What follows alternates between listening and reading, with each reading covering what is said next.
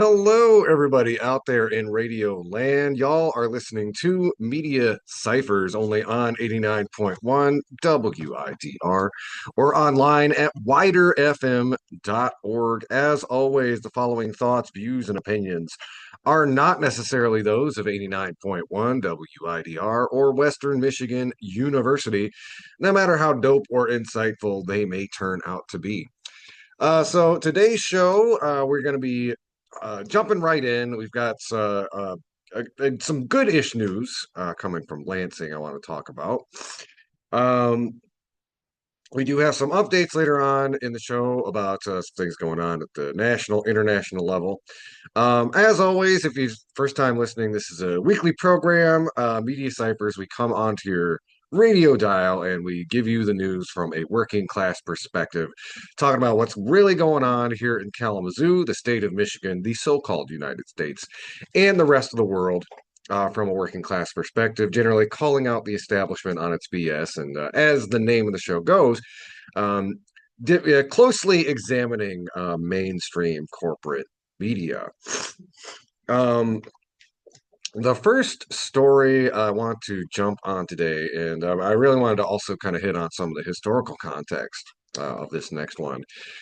But it hits close to home for me. I work in the mental health care field here in Kalamazoo, and this story is very relevant to the work that I am currently doing. But this is from Bridge, Michigan. It was published on March 19th, written by Eli Newman. Michigan boosts bed capacity in horribly underserved mental health system. And as we go along this article, I will always, as usually, I will kind of chime in with some extra context or analysis or observations. So gonna go ahead and start off here. Families, patients, providers, and lawmakers have increasingly called attention to the state's lack of service for thousands of residents in need of mental health crisis care. But signs of improvement are slowly emerging. Recently announced projects would add more than 200 new long term and short term care beds to Michigan, a move that state officials hope will address some of the long standing gaps in psychiatric care. Some of the latest developments include Henry Ford Health's conversion of a facility in Madison Heights to a mental health hospital, University of Michigan Health Sparrow Hospital's plan to expand mental health services to children and adolescents in Lansing, a Grand Rapids site that will introduce the state's first pediatric urgent care for behavioral health, and a state run hospital to expand long term psychiatric care capacity in Southeast Michigan. State lawmakers determined last year that Michigan's behavioral health care landscape is horribly underserved after speaking with several mental health care providers, impacted families, and law enforcement personnel. A subcommittee that promised to summarize those findings and outline its recommendations has yet to release a report months after the hearings, with leadership saying a draft needs further review. Still, state leaders are moving forward with plans to expand bed capacity. On Wednesday, Governor Whitmer, joined Pine Rest Christian Mental Health Services in Grand Rapids to welcome the organization's new pediatric center behavioral health, a facility that brings 66 inpatient beds and the state's first pediatric psychiatric urgent care center. Admissions are set to start later this month. I will say too, this is something that people in the field have certainly needed for a long time. The resources for this type of urgent outpatient care historically have not really been there. Even in cases where money is found for inpatient care, once they're out of the facility, they are out. And this extends to a lot of different aspects of the mental health field. Um, my mother actually used to work at the Kalamazoo Psychiatric Hospital back in the 90s, and I'm going to talk a little bit more about the politics around that in a bit. But one thing she noted is after a lot of the really intense budget cuts in the 90s, you would have people who typically would should be receiving long-term care, receiving short-term care, and essentially being given a bus token. Um, so I'm going to just go back to the article before I really kind of dive any deeper onto that. Um, going a little bit further down in the article. Officials with the Michigan Department of Health and Human Services this week toured the forthcoming Southeast Michigan Psychiatric Hospital, A $383 million state-funded project in Northville Township meant to replace Hawthorne Center and Walter Reuther Psychiatric Hospital. Despite the closures, the long-term psychiatric hospital will bring an additional 54 beds to serve adults and youth in mental health crises and is slated to open in October. Going down a little bit further in the article, those who have dealt with Michigan's mental health system say it needs a bigger fix than a band-aid. It needs a comprehensive review and reorganization. Nobody's getting it right anywhere in the state, said Rachel Kusheri Murray, a mental health advocate who helps parents navigate care for their children. Parents have to get scrappy. Currently, Michigan operates 4 inpatient state-run hospitals, including Walter Reuther, Caro Psychiatric Hospital, the Kalamazoo Psychiatric Hospital, which is obviously right here in Kalamazoo, and the Center for Forensic Psychiatry. The facilities serve some 600 patients, including adults, youth, and criminal defendants deemed incompetent to stand trial or acquitted by not guilty for reason of insanity. The state also unveiled a new digital platform to help people navigate placement for residential treatment in the juvenile justice system, where many youth have underlying mental health disorders. In addition to state-run hospitals, MDHHS reports close to 2,500 licensed psychiatric beds for adults statewide, with another 316 licensed for minors. While state data indicates an overall surplus in bed availability, many practitioners say the reporting belly is a darker reality. Staff shortages have rendered much of the recorded bed capacity unusable, while patients with complex mental health needs are unable to use many of the available sites due to the lack of specialization and short-term lengths of stay. The reduced capacity has pushed patients towards emergency departments and interactions with law enforcement and the justice system. Behavioral health challenges among children and teens have increased dramatically in recent years, and families across Michigan are struggling to find timely access to care, said Mark Eastberg, president and CEO of Pine Rest, in a statement. He said the pediatric center in Grand Rapids is a significant step forward in addressing that need. So if you want to read the article for yourself, that's on Bridge, Michigan. It's written by Eli Newman. A few things to say about it. So some of the important historical context about why our mental health funding is in shambles is kind of left out of this article, but I was basically on the ground floor as a child in the 90s watching that happen in real time. Governor Engler at the time there had already been pretty intense national budget cuts to mental health services under Ronald Reagan, and I know everything goes back to Reagan, I know, but John Engler particularly targeted staffing levels and other. So there were a lot of layoffs in the mental health system in Michigan, including my mother. My mother was laid off, and then she took her severance package and took us to Disney World, which is kind of a bright side of the story. But even just some of the people who took their severance afterward got their severance cut. So yeah, my mom did it at the right time. Good on her. But she really should not have been laid off in the first place, and this capacity should not have been targeted. And what we see as this pattern is there will be these huge waves of disinvestment into the public social safety net. You would have somebody like Ronald Reagan. You would have Bill Clinton to a great extent. He essentially wrested power away from Republicans by promising to be diet Republican. He vowed to guts welfare, the welfare state, and then you have state-based governors like John Engler, who also were hyper focused on austerity and cutting corners, and disinvesting in mental health care was seen as something that could be politically palatable, which had a very immediate effect not only on workers like my mother and the families that they took care of, but also the patients themselves who were left without the necessary care that they needed. Should also be worth pointing out, and again, I know we're a broken record on this, but I got to bring it up every time. We live in a country as one of the only countries on planet Earth without a comprehensive universal healthcare system. And it's suffice to say, if we had a robust universal healthcare system, we wouldn't be having to do these band-aid solutions at the state level with our mental health care capacity. Um, and this is something that is across the board with both Democrats and Republicans.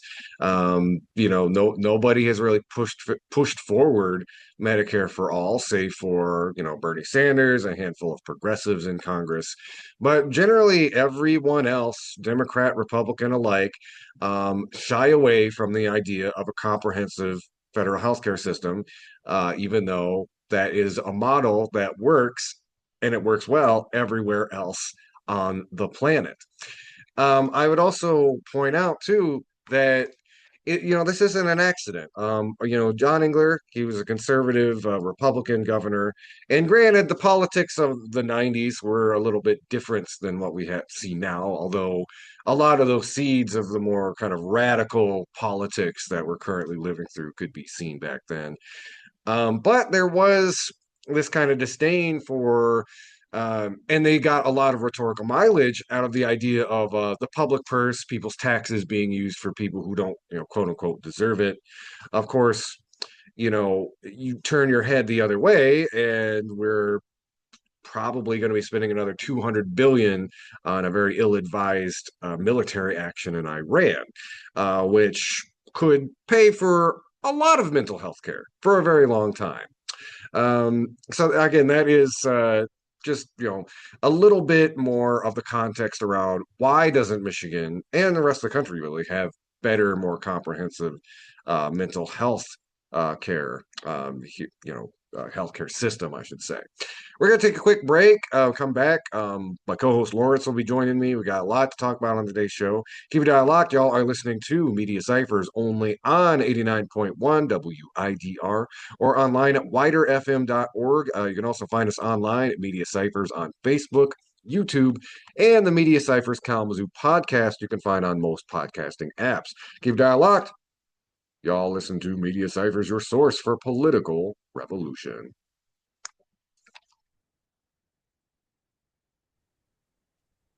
Hello, everybody. We're back. Y'all are listening to Media Cyphers only on 89.1 WIDR. Joined again by my co-host Lawrence. Lawrence, it's been a few weeks, man. How you been doing? Man, dog. Yeah, it's been a while, man. Been busy. Last time I talked to you, we were not fighting in Iran. We did Yeah, not invade yeah. Iran for some dumb reason. Last time I Yeah, talked to you, gas prices wasn't $4 plus. yeah. Like, Hmm. it's been a while. Yeah. Uh, Everybody uh, is I was joking with my coworkers. It's like, you know what? Like Jinko jeans, illegal wars in the Middle East. The 2000s are back, baby. Oh, right. We are back in the 2000s, dog. yeah, Like, oof, yeah. and I just want to say this as a quick hit.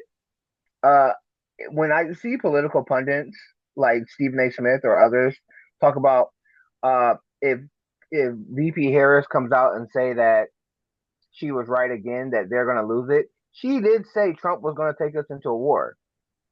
Trump said that he was going to go to war, even though he was the peace president, right? Trump said that he was going to do all these illegal things. He said he's going to do these things, and now he's doing it, and people are mad at her because she's right. Like I didn't even Well, like. okay. I'm not to be like but well, I mean they also did speak in very hawkish terms about Iran. I think here's here's what I'll grant. I think you could make an argument that Kamala Harris was kind of surrounding herself with a lot of the old neocons. So Oh, would they have run a slightly more competent campaign in Iran? Probably, but I it's like again, I don't know. The I bottom line is like either of them in the first place is terrible. I mean, oh go back to here's Obama. He actually did negotiate with Iran, to his credit, but yeah. And when BB tried to tell him to invade, he told him to kick rocks. There's a difference. Yeah, Sleepy Joe, with all of his problems, and with VP Harris, in their 4 years, they could have bombed Iran and escalated tensions. They didn't. Now, that is true. That is it true. wasn't. it was a failure on their part in their 4 years that they did not get back into the Iran nuclear deal, which Sleepy Joe promised. I get that, but I doubt that BP Harris would have actively attacked Iran. Would she have continued to bootlick Israel? Absolutely. Would she You have know, attacked Iran? So. I was talking a little And bit about that in the last story. Is a little bit of a different context, but kind of the ratchet effect. It's you know, the first Trump administration kind of radicalized our foreign policy in regards to both Cuba and Iran, turned back the clock on both of those. And when a Democrat got back in, they did not seek to kind of repair or reset to their early precedent. Just kind of, again, it was like uh, keeping it where it was once Trump was out of office. Sorry, I yeah, didn't mean to interrupt you, but just like, yeah, kind of quick aside. no, no, and that's valid. It's a valid criticism that they should have made. They should have made uh, a stronger action to be like, no, we don't support this. We're going back to we're going back to the original agreement because this is ridiculous, right? Yes, they could have done more. My argument is they wouldn't have done this.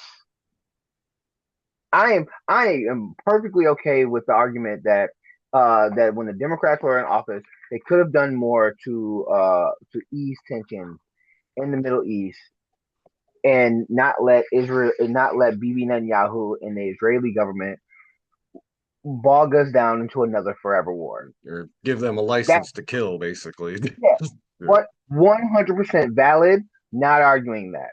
I'm arguing that would we have taken offensive strikes on innocent schoolgirls, on innocent women and children? Would we have offensively struck? Uh, and also not tell our allies. We didn't tell our allies or warn our allies that we were doing this. Now their gas prices and infrastructure is being messed up. Fertilizer, because the majority of the world's fertilizer, including America's, goes through the Strait of Hormuz, which Iran controls. We did not plan for or how to deal with that uh aggressively. Also, I don't think the VP Harris would have attacked VP Harris, and if she was president, she wouldn't have attacked Venezuela either. We forget Venezuela, Nigeria, we're threatening Greenland. There are so many countries that we are threatening and or we have bombed or have troops on the ground in that that were not a threat to us. That were not a threat to us, that wasn't going to offensively attack us, that we escalated global tensions with them.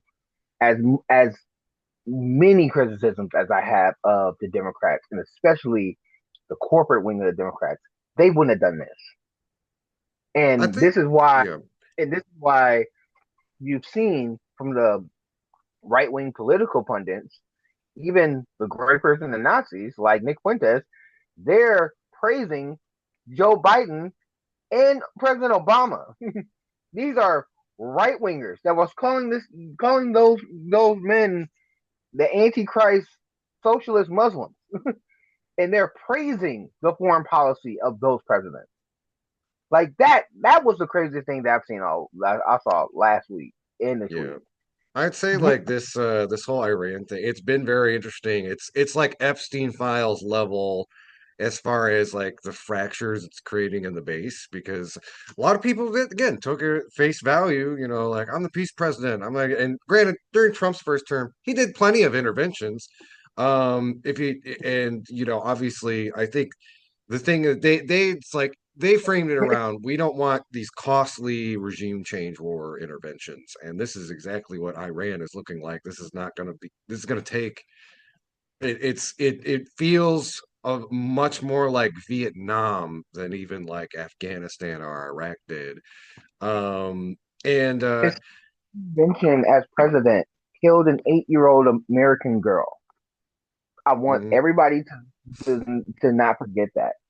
Trump, when it comes to uh, military actions in other countries, he has always done the dumbest thing possible that the worst war dogs in his circle will tell him to do, and Hmm. he will do it. He will actively do it. Same thing with Qasem Soleimani, right? We are working with a guy who's fighting ISIS. We are working with a guy who's technically on our side. We are negotiating with him, and then he kills him. We our foreign policy is always to tell the other countries like Libya and others, y'all de-escalate. When y'all de-escalate, we will negotiate with you, and then we turn around and kill them. And now Iran's like, oh, we've seen you do this. We've seen you Yeah, do we're this. not falling for that okey doke again. Yeah, Um, no, this is gonna cost you. This is belt. This is belt to butt. This is BTA. This is belt. You chose this. Now you're gonna get it. Like hmm you may get what you. This is the f around and find out in real time for everybody. You may hmm get what you want, but you may not want what you get, and that's So what this. I think since we're on Iran, this kind of popped in my head. I just kind of offer this is kind of comparing and contrasting. We have some historical context around. It's I especially just kind of like like starting at let's compare like Dick Cheney, who was vice president and very much like the main kind of mastermind cheerleader of the Iraq and the war on terror interventions.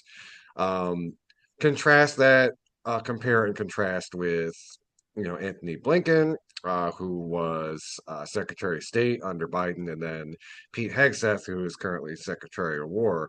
And basically you have this kind of flow, like the evolution or de-evolution, I guess, like neoconservative, neo-colonialism into just straight up kind of naked imperialism and like old school colonialism.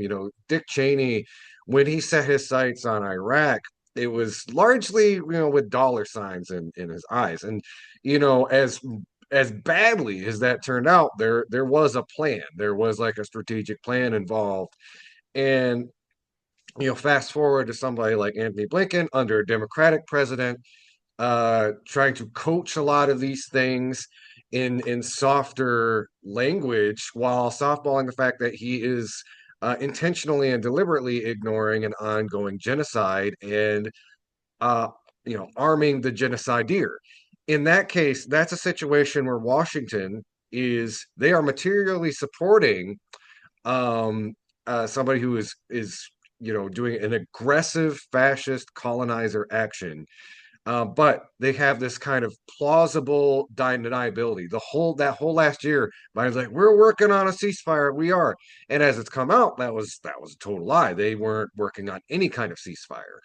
Once we get to Trump, it's this sort of naked imperialist aggression by people who and we've talked about this concept before of how a lot of the big push from capitalists and a lot of the conservative wing of capitalism, especially, has been de-investment in education and ramping up of media propaganda from outlets like Fox News, etc.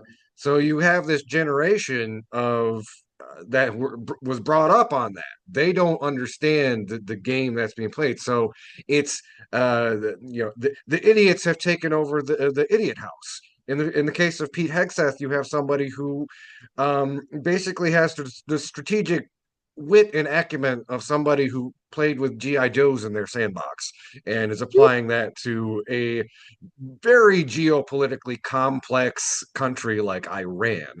And we are unfortunately all paying the consequences for it. But it's you look at that through line, there is this like level of imperialist aggression, corruption, and evil to all of these figures. But I think with what we're living through now, we've never seen this kind of incompetence, and we've never seen this kind of brazen colonialism, at least not since like the 19th century, I would say. And again, it's a lot of like this is where empire goes when it has nowhere else to go, where when it is flailing about and it's on a downward trajectory. It it eschews soft power for the big stick, but that stick ain't hitting as big as it used to. It really ain't. Yes, when we defunded the soft power. UAE, right? Like we can have all the criticisms of soft power, right? Going into countries, being like, "Hey, we'll help you fix with your infrastructure. We'll help fix your power grid or whatever, whatever. But your natural resources, we want a cut of that, right? That's what China's been doing in African countries. This is what we did, the Belt and Road Initiative, right? Um, the reason and the devastating cuts to our foreign aid has literally gotten people killed, people dying of malaria and AIDS in other countries, in Africa and in other countries, right?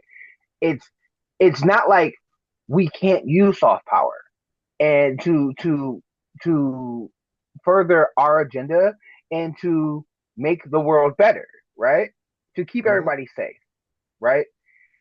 Yes, there's still going to be exploitation because of the system that we're dealing with and the power brokers that are doing it, right? But we're not bombing children's schools and hospitals. We're not allowing our proxy in the Middle East to bomb southern Lebanon and destroy hospitals and schools for freedom. Like offensively killing with tech. A little bit of audio disruption. It sounded like a cow or a truck horn got into wherever you're Oh no, recording. I got a phone call. I got a phone call. Oh, Um, okay, all right. you So hear, no you hear me? cows or trucks. Okay, good. Yeah, yeah. No, but going back to the point, offensively striking a hospital or a school for freedom, right? For peace and freedom is like having sex to save your virginity. Okay, Yeah. like it does not logically make sense. It does not logically make sense. You are doing the opposite of what you are supposed to do.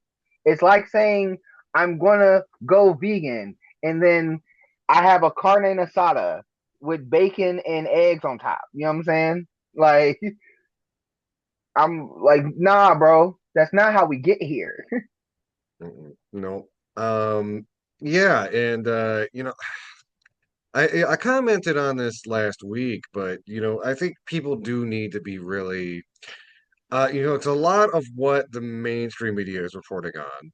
And this includes liberal media, is just, kind of hyper focusing on, this is how bad the Iranian regime is, and Iranians are seeking, they want a less totalitarian government, all that.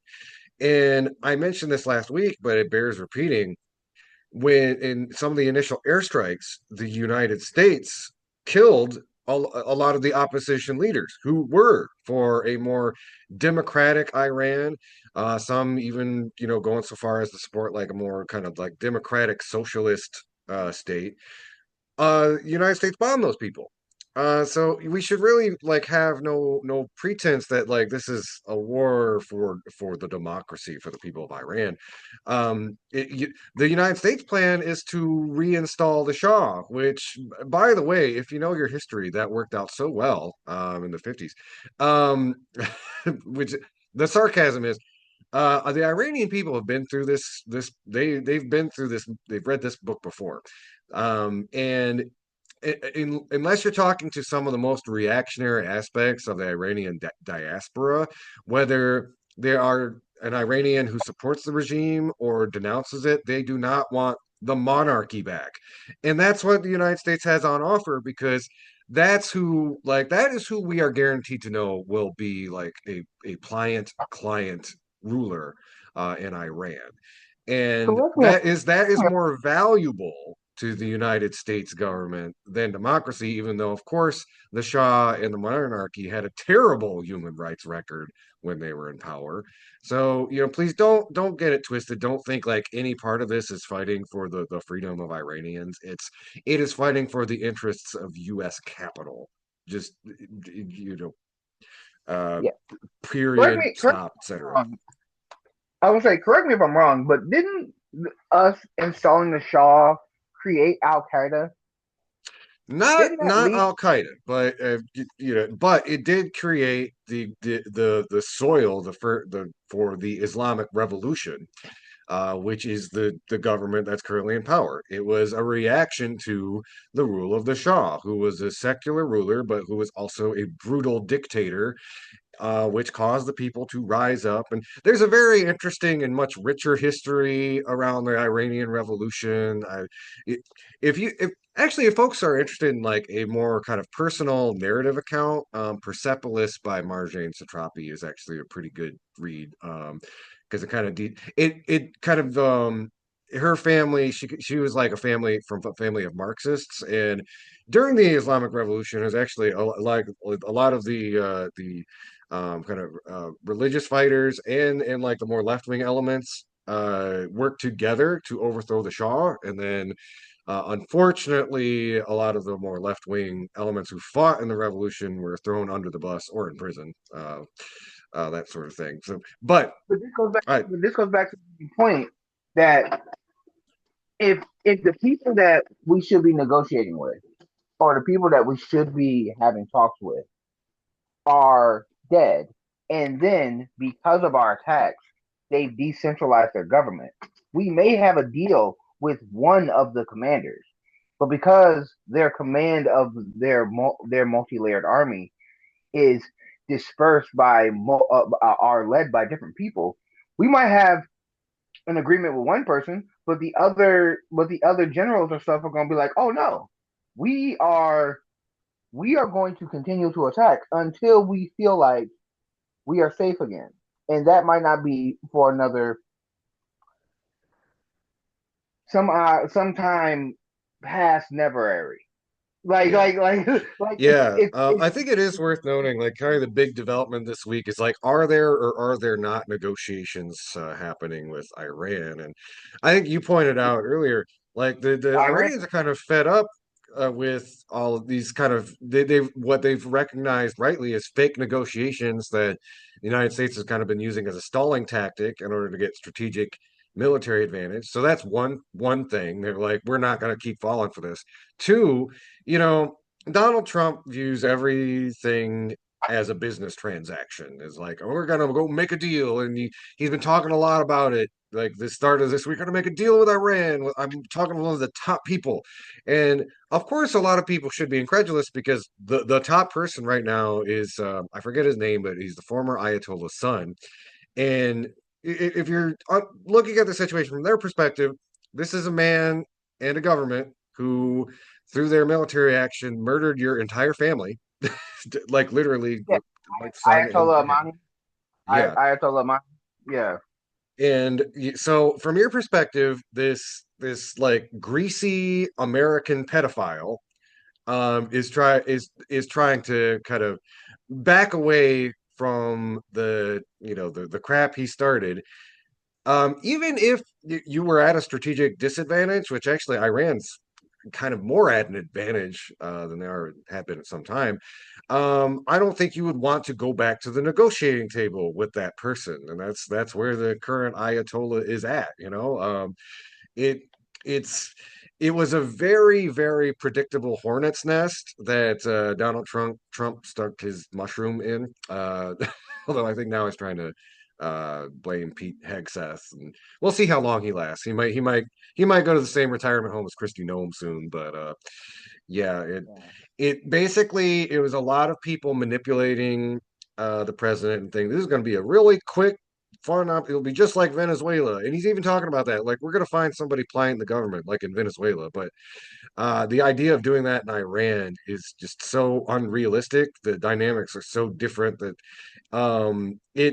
it really this is going to be a very interesting bit of history to live through because I really think this is the time the U.S. empire really overstretched itself, and I don't see us having any easy way out of this. yeah. The men who uh the men who sexually assaulted and raped women and children are killing innocent women and children in other countries so that the Epstein files do not show with evidence that they rape and kill women and children. So that's what this war is about. Like as much as Bibi Netanyahu in Israel has been saying that they've been wanting this war for years. They've been wanting this war for over 40 years. Like like longer than we've been alive, right? Hmm. This Yep. man's been wanting to smoke. And now they got it, and now they're asking for a break because they can't protect themselves. They, we're spending millions of dollars on interceptor missiles while they are spending Like thousands. thousands while they're spending thousands to devastate our bases in Israel's capital.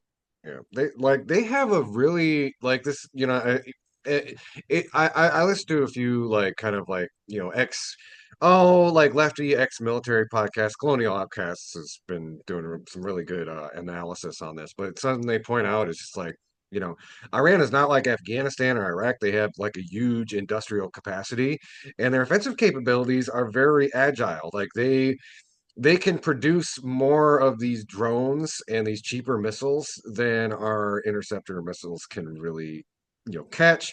They've basically mined the Sea of Hormuz or the Strait of Hormuz, which is wildly difficult for the U.S. military or Navy to deal with. And they're also very like politically savvy. They are, while they are, speaking to America in these very aggressive, justifiably aggressive terms, they're also making deals with other countries around the world to say, hey, we're not shutting off the straits completely, but you have to pay us in Chinese yuan. And for those listeners who maybe don't understand the import of that, the entire global economy runs off of the petrodollar, which means that oil is traded in U.S. dollars. If if the global economy were to shift away from that, um, the United States would not have the collateral, the capacity, the capital to engage in the kind of global war making that it does. And for those of us who, you know, are nerds about this, this is something that we've expected to happen over the, a number of years. This would be a transition, maybe, through BRICS, that sort of thing. But with the strategic advantage Iran has in the Strait of Hormuz, they have an opportunity to speed run this, and yeah, unfortunately for those of us living in America, we are directly going to feel the aftershocks of all this, and it's not going to be fun. Everything, not just gas, food is going to get more expensive. A lot of fertilizer runs that, and of course, so many different things are made with oil, plastics, etc. So yeah, Already, we've I think already back a been, couple years, some people complain about eggs. It's like buckle up. Oof, uh, it's gonna get nasty. we've already been complaining about gas and food prices. But everything's gone up over 60%. Everything in our country has, like, even during the worst times of the pandemic, gas has never been this high. And that was when 47.5 and 46 was both in office. Like, Yeah. nah, bruh, this is bad. This is We're gonna bad. like, speaking of like 2000s nostalgia, we're gonna be seeing them $6 gas prices soon. I mean, some places in the country already are, but it's oof. Bro. Like, I just passed the gas station, dog. It was 4.19. Oof. Yeah. That is not It's, nice. No. Oof. it's 4.19, and this is the point. But this is the point that I want to get at for um because I know that there's a lot of people who has buyer's remorse and stuff. Especially a lot of there's a lot of pundits, and I want to make it clear, it's Republican pundits that has buyer's remorse. MAGA is still with Trump, and that's the problem. The cult is still with the cult. There are people who are breaking off from the cult, but if you're a first time Trump voter and you didn't realize in his first administration what was going on, and you're under the age of 23 and your frontal lobe isn't fully developed, no, I will give you grace. You were tricked probably by uh uh media pundits and podcasters who were writing Trump's nut sacks. You know what I'm saying? Like I get that. I understand that. I'm gonna let you. I don't get it. I don't like it, but I will let you slide. Everyone else, everyone else that's a double Trump supporter, triple Trump supporter, people who just wasn't paying Well, attention, I do vote. want to interrupt. If you've seen it, there is this viral interview from like a local news station. This woman is like, I voted for Trump 3 times, and this is not what I voted for. It's like, why did you vote for Trump 3 times? And she's like, because I'm an idiot, apparently. So like, it's never too late to understand you've been bamboozled. Yeah. No, no, no, no. You voted for Trump 3 times? Nah, you deserve all this. I'm talking about people who was listening to Andrew Schultz and Theo Vaughn and Joe Rogan and people who people who were not thinking about this critically, and this is the first time they've ever voted. I'm talking about the younger people, the people who like curricular and those type of nutcases, right? Oh yeah. Oh yeah. Yeah, Yeah, man. yeah. We could talk about that. We could talk about that another time. I don't want to spend any more time on No, my on those. wife explained clavicular to me, and I was like, "Are you sure this isn't the onion? Like that can't really. That is Oh, too dog, stupid to dog. exist." My brain Oh, is doing dog. a 404 error. I'm just, Dog, I like yeah, my brain blue screens whenever I have to think about the Manosphere. They just did a documentary on them on Netflix, oh and yeah, after yeah. the We can check that out. yeah, Uh, and after the documentary, all of their girlfriends or partners that they were with all dumped them. Like it's a whole thing, dog. It's a whole I thing. did not know Again, that. Man. oh, dog, it's a whole thing. We will get into that in a minute. We'll get into it later. We'll get into it on our episodes when we are. That's not this. That's the B sides episodes that we'll be doing that PMN and stuff. But but it's it's for those people who are now like, I didn't vote for this. No, when the nutcase tells you that he's going to do these things, your vote matters. You need to pay attention because this is what happens when you have right wing politics and we allow these these nerd dwells and these troglodytes to hold power and not be held accountable. And this is what happens when you have feckless Democrats who also wanted the same thing, so they're going along with it, but they're arguing about decorum and procedure. They're not actually fighting back. Like, and we need people to actively fight back. Like, like Al Green shouldn't have been censured or talked down to. They should be celebrated. People like Rashid Tlaib and AOC and Ilhan Omar, they should be celebrated instead of being chastised, instead of being looked down at, instead of the media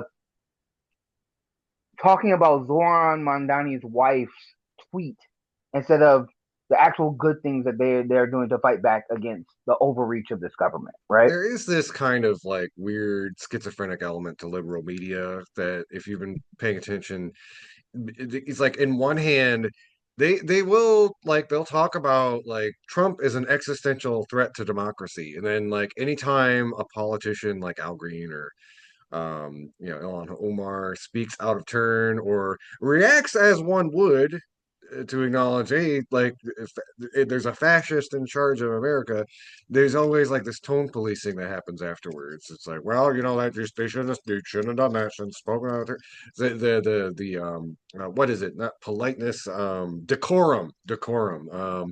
The importance of decorum. I think even like David, what was that kid? The kid David Hogg. He had a really good quote on that. It's like, it's hard to maintain credibility when you have a political party saying like, the roof is on fire, the fascists are in charge, but they keep like the most mealy mouthed, like retirement home residents in charge of the party. I'm paraphrasing a lot, but that's basically the gist of what he had to say.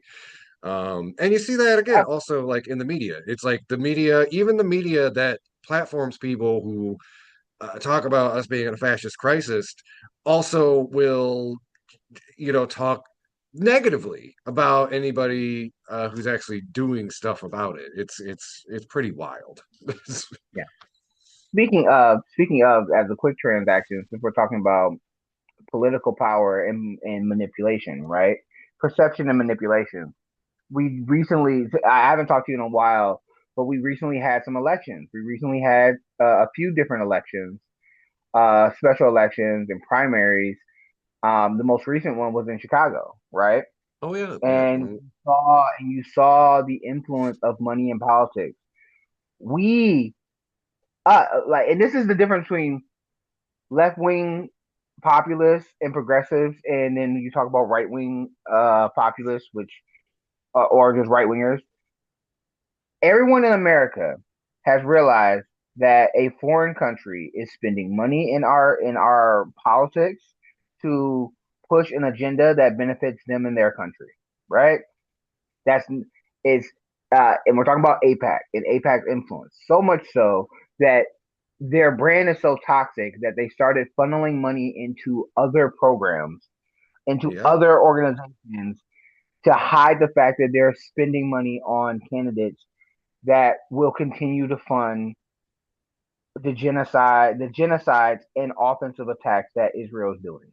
Yeah, it's important to And note, even we go back to when Cory Bush and Jamal Bowman were both successfully primaried by AIPAC. The ads and the campaigns that they leveraged against them had nothing to do with Gaza or Israel or anything else. They're more or less like just these baseless attack ads. A lot of them having to do with decorum, like look how angry this woman is, that kind of stuff. you can go back further than that. Because Corey and Jamal were round three. The first test subject was Nina Turner in Ohio. And we have another Ohio story that we'll be talking about later in the broadcast.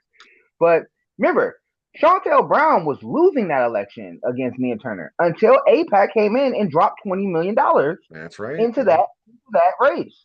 They dropped 20 million. Like, and they're not labeled as a foreign agent. They're not labeled as as rigging the game, brother. If I'm watching the NBA finals or the World Cup finals, right? And I dropped $20 million. I dropped $10,000 on a team on a team that I have influence over. I have influence to manipulate the narrative or to get people out, or I can put money in, pay the refs, right? And I actively do so, then I'm actively manipulating the game. I'm actively manipulating what is going on. That is what AIPAC does every time other affiliate groups are doing, and it's not just AIPAC. We talk about the oil lobby and big pharma and the same people who's backing Gavin Newsom to not do the wealth tax. That's another conversation.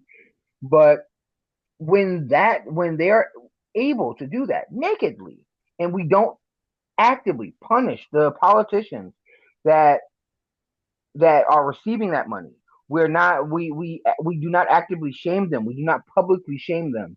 We need to actively make sure that we're fighting against them because they don't have our interests at heart. They do not have our interests at heart. I don't know. They have a financial incentive to not do what we want.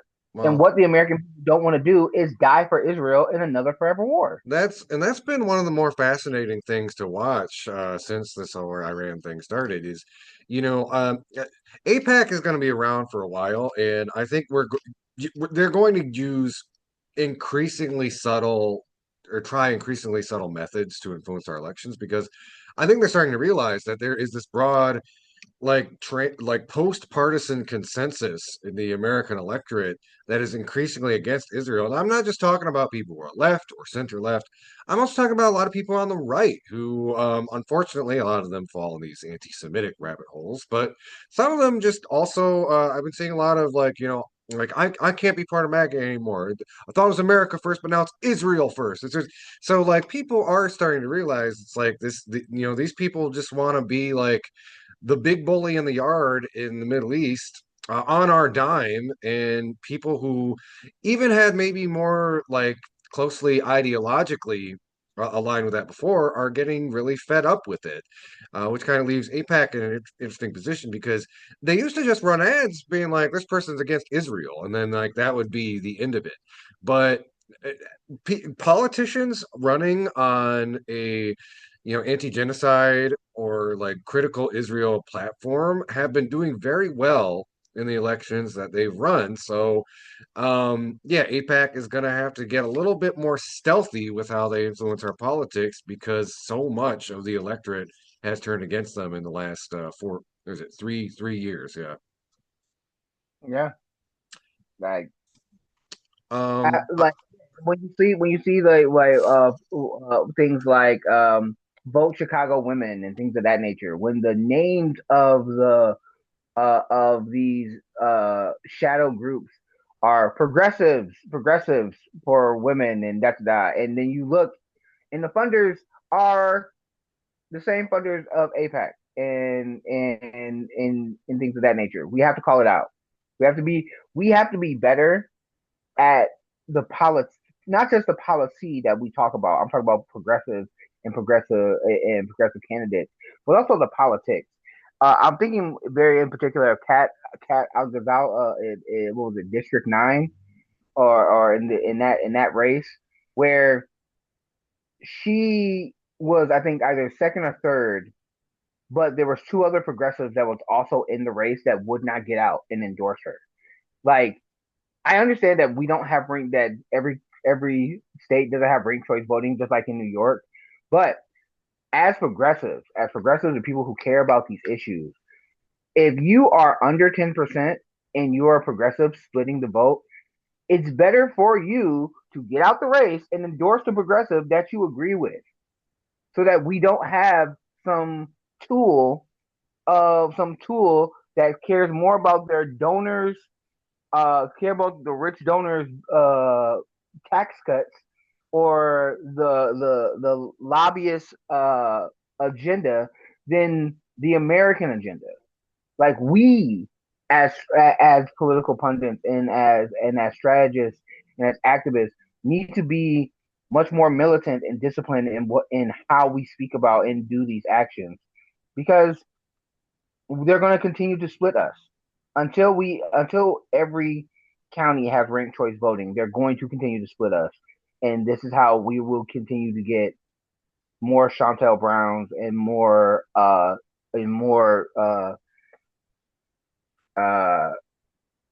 Melissa Slockins in our legislators, and we don't need that. We don't need that. mhm. No, I hear that definitely. So I actually wanted to, if you don't mind, kind of reel back to a news story here in Michigan. And I'm glad that you're able to join me today because I was kind of hoping you'd come on and we could have like a little bit of a dialogue about this because it's so if you haven't read, I highly recommend Jeff Smith's work. He does Grand Rapids Institute for Information Democracy, which is kind of similar to what we try to do here, but I mean, honestly, just a lot more. He's like very prolific writer and archivist out there as it relates to corporate media in Grand Rapids and social movements up there. And he wrote a piece recently on the 22nd about if you some of you we haven't talked about this on the show too much, but uh some of you may remember the police killing of DeQuayne Johnson, who was basically what happened. He was on a bicycle, um, and somebody reported that he had a weapon, which is, is again, is America. You're allowed to do that. Officers attempted to make contact. The man fled. There was a pursuit. Um, and then we hear an officer say um, that he's got a gun, and then some shots were fired. And It's led to a lot of questions. It's led to, again, we saw this play out in Grand Rapids a few years ago, and obviously all over the country as well. And one thing that Jeff Smith really brings to light, this article, is about 100 people showed up to a rally to protest the killing of DeQuan Johnson. I was And there. It was very cold. what's that? I was there. It was very cold. It Oh, started okay. snowing. Oh, It started really? snowing Okay. Yeah. Yeah. kind of badly. How actually, I didn't know you were there. How was it on the ground besides the snow? I mean, it was good, man. Like you had the mothers of you had the three different mothers of police of uh Patrick La Jolla's mom, who also was shot and killed by the police in Grand Rapids, and there was another mother that was there from that was in Grand Rapids, whose parents who child was also shot and killed, right? And there was a lot of activists that was there. There was some good number of activists that was there. Uh, a lot of traffic, you know. Um, they were very visible. It was cold. It was cold. I think more people would have came out if it just wasn't so cold. It was that day where we ended up getting, I think we ended up getting like 4 or 5 inches that day. Oh, wow. Yeah, that was a nasty Yeah, day. it got kind of ugly. But um yeah, shout out to Black Lives Matter Kalamazoo, because I end up going with some affiliates that are people who are affiliated with the chapter of Black Lives Matter Kalamazoo. I just want to make sure I shout them out because they are fantastic people. Um, I wouldn't have known about it if it wasn't for some of the local activists here in Kalamazoo.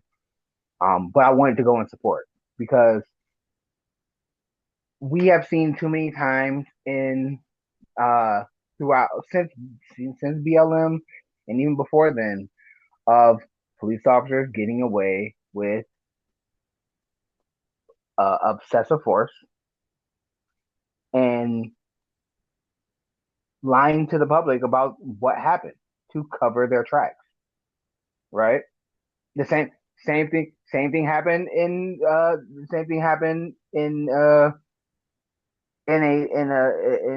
another story that we're going to talk about later today. That's actually a funny story. That's actually a good story. But nah, man, it's one of those things where I was happy that I could be able to be a part of it, but also we from how it was explained to me, the prosecutors in Grand Rapids, the prosecutors and the DA and things of that nature, uh, have actively gone after activists more than the police officers that have uh killed these innocent civilians. And the reason why I say that they're innocent civilians is because they didn't make it a trial. They didn't go to trial. There wasn't a way to determine if they did a crime. It's innocent until proven guilty, and you executed this person. Even if they had a gun on them, they shouldn't have been executed.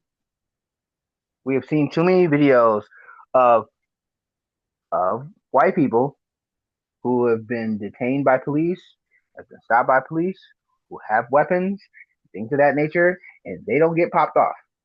They don't get sent to their maker. They get talked down to like human beings. No, a It's just hundred that percent. Yeah. when it just seems that it just seems to me, depending on where you are in this country, where you are in this like where you are in this, not just in Kalamazoo, not just in our city, but it just seems to me when the person that they feel is a threat just happens to be the same color as toast, you know what I'm saying, or darker, right? Hmm. And then then they want to burn them. Yep. And I think like the two really high profile state murders, that because I can hear somebody at home, maybe listeners like, well, sometimes, recently, Renee, what happened with Renee Good and Alex Preddy. Of course, the dynamic in that case is yes, they were both white, but they were acting in solidarity with marginalized people, which, especially for some of the more overtly reactionary ICE people, that makes you a target. They almost hate you more than undocumented immigrants because it's like you're some being like a race traitor, which or That's whatever. actually because they're neo Nazis. That's Yeah, literally what they yeah, yeah. Um, do. So one thing I wanted to actually ask you about, and just kind of see if your response is what Jeff Smith, when he was reporting on the protest you were at, he offered a lot of praise to the people who went there, but he was basically critical that more people didn't show up, and he said this, and I thought it was very interesting, especially with the context of we got these No Kings protests coming up. I'm just going to quote him directly, real quick, and then maybe if you want to respond, Lawrence. Um, so Jeff wrote, next Saturday there will likely be several thousand people in Grand Rapids attending yet another No Kings protest. Now, I'm not saying that several thousand people shouldn't show up to protest against the Trump administration's imperialist war against Iran, the ongoing U.S. complicity in Israel's genocide in Gaza, ICE repression, and the ever growing threats to civil liberties and civil rights in this country. But the GRPD killing of DeQuayne Johnson happened right here in Grand Rapids. Last year, a white organizer from Indivisible Grand Rapids asked me how they could get more non white people to join their protests. I told them that was the wrong question to ask.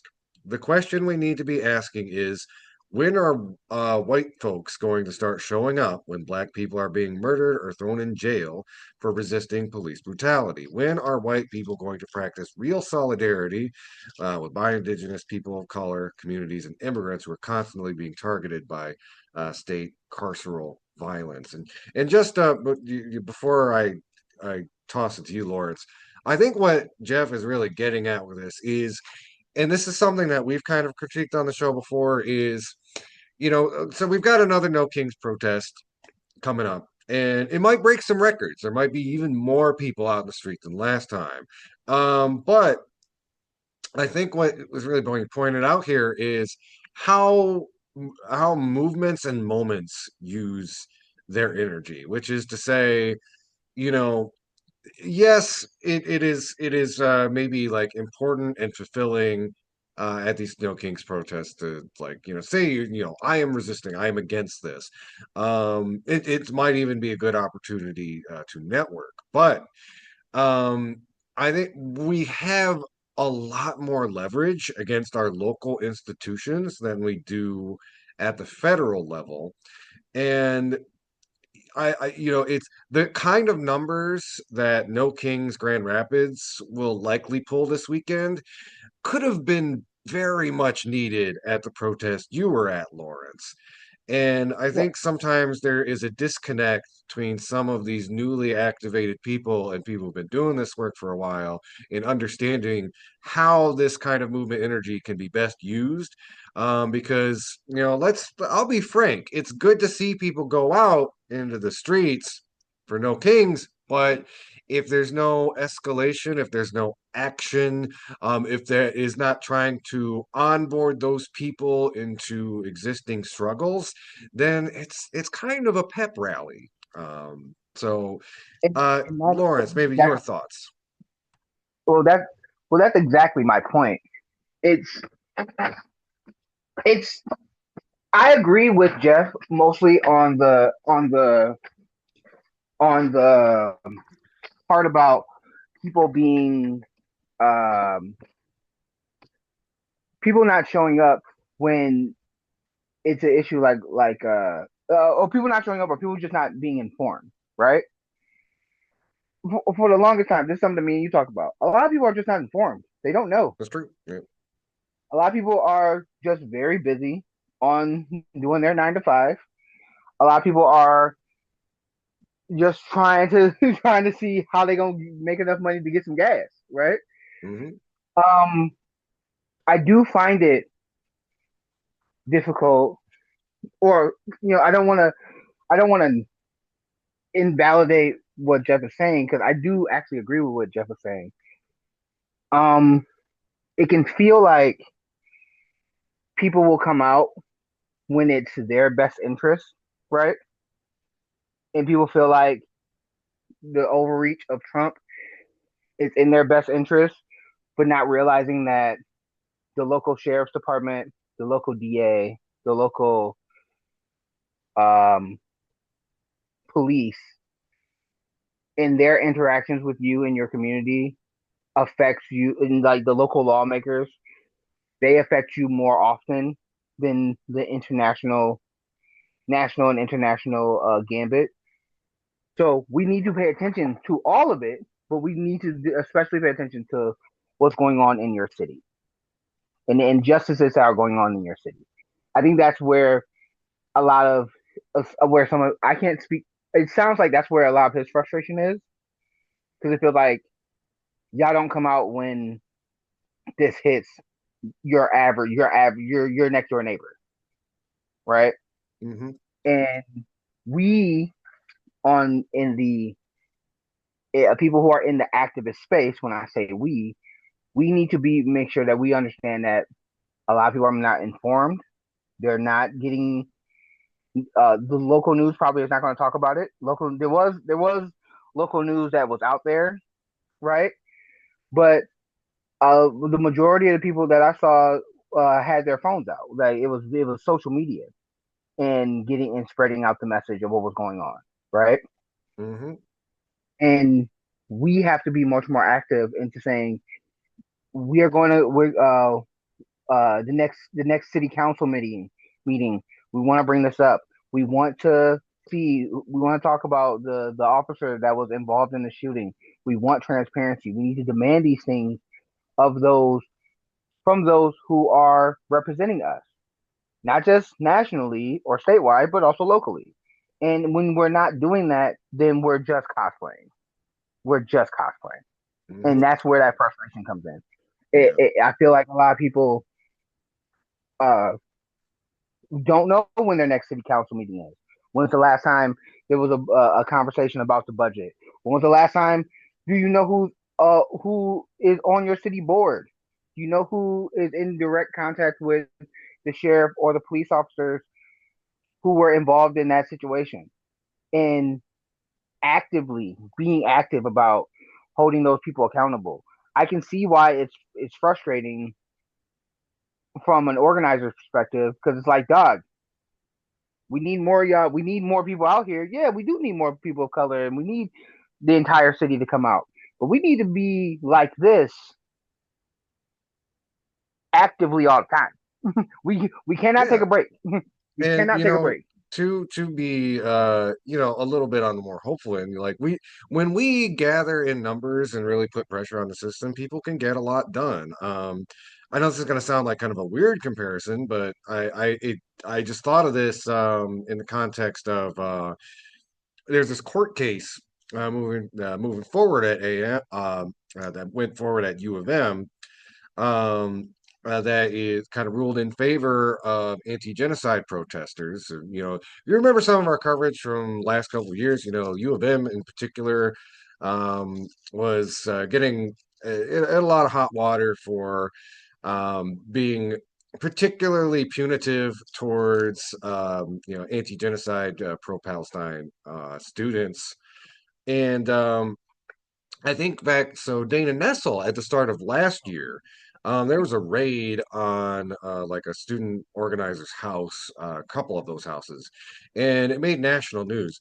And one of the interesting things of how that played out was you had Dana Nessel who simultaneously was talking about like, I am going to fight the Trump administration. I'm going to stand up for Michiganders.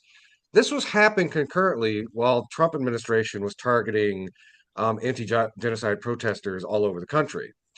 Both the Trump administration and Dana Nessel have had to step back from that after a tremendous amount of public pressure and legal court rulings. But what was interesting to me about that is Dana Nessel, um, she she had to back away. She had to back down from that reluctantly. Like Dana Nessel is a Zionist. She's come out and said this, but I think what she came to understand is that she might be a Zionist, but most of her constituents here in the state of Michigan are not, or they're at least much more critical of the state of Israel and much more supportive of Palestinian rights than she is. And because of that subsequent public pressure, the people were able to tell them like, hey, we're paying attention to what you're doing. You're not going to work in concert with the Trump administration to go after these kids for using their First Amendment right to talk about why genocide is bad. Um, Oh, and I mean, also you have to remember, you also got to remember during that time, she also was going after Rashida Tlaib because Rashida Tlaib said was talking about how what Israel was doing to Palestine and to Gaza was a genocide, and she didn't like that, and she misread the room again.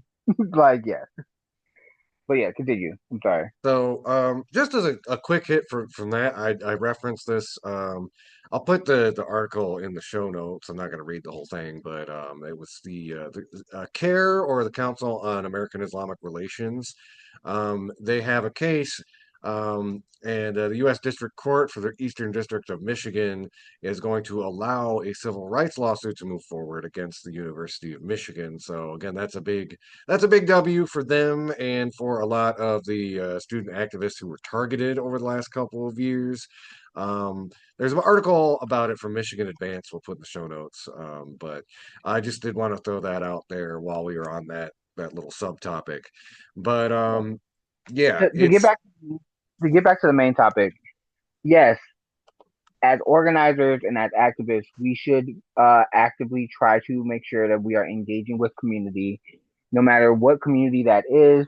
When when our city has been harmed, if it's if it's unaccountable police misconduct with American citizens, if it's ICE coming into town, if it's the Proud Boys or whatever, if there's a food shortage, we need to be active. We need to be active in understanding how we can help each other. And also, when we need to go and protest and make noise to disrupt uh, the common uh, the common energy of the city, so that we can bring attention to the subject, we need to make sure that we are not saying, "Hey, where are all these other people that could be helping us?" We need to be saying, "Hey, how can we reach out more? How can we connect more? How can we spread this message more?" Because that is the thing that will get people out. hmm That will get people out. And if we're not doing those things, then we're doing a disservice, in my opinion. These are all my opinions. Uh, you can debate me. What if you think I'm wrong, or if you think I'm missing something, please let me know. Yeah, we do charge by the hour though, so if you better have some good talking points. I'm just kidding. All right, all right. So from going to a sad thing, I did want to talk about this as a quick hit. Um, okay, so there's a few quick hits. Robert Mueller passed away. Oh It yeah, is yeah, what yeah. That's he mhm. passed away. Um, Robert Actually do Mueller have a knew about couple things to say about that, but yeah, go ahead. Robert Mueller knew about the Epstein files, and he helped slow walk us into Trump's fascism.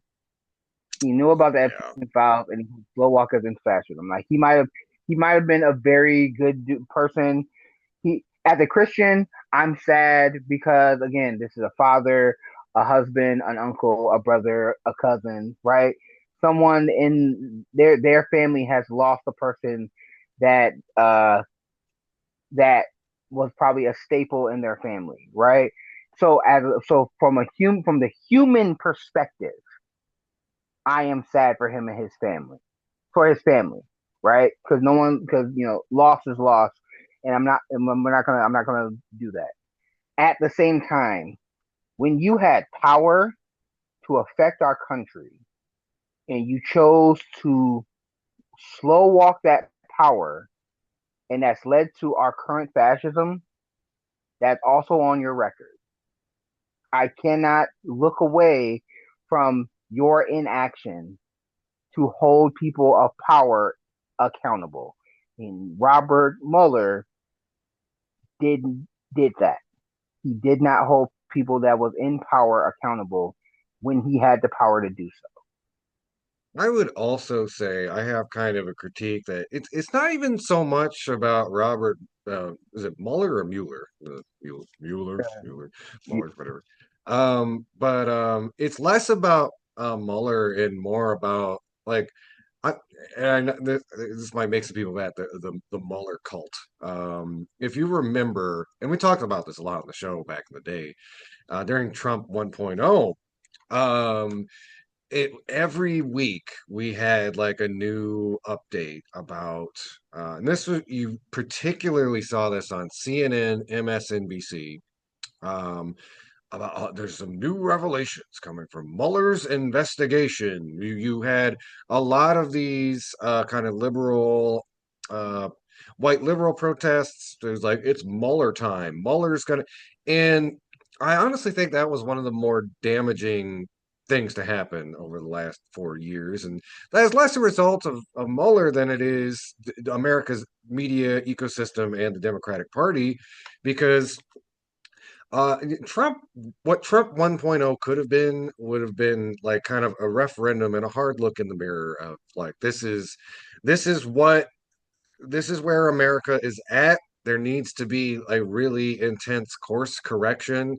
Um, this is, in many ways, Trump is just America with the mask off. But the problem is, instead of looking at any of these systemic issues or the kind of desperation and xenophobia and problems that would have made Trump a viable candidate in the first place, what the Mueller investigation enabled was for a lot of these more kind of well-off liberals to go into fantasy land for several years, that there's going to be this huge conspiracy involving Russia and spies and all this other stuff.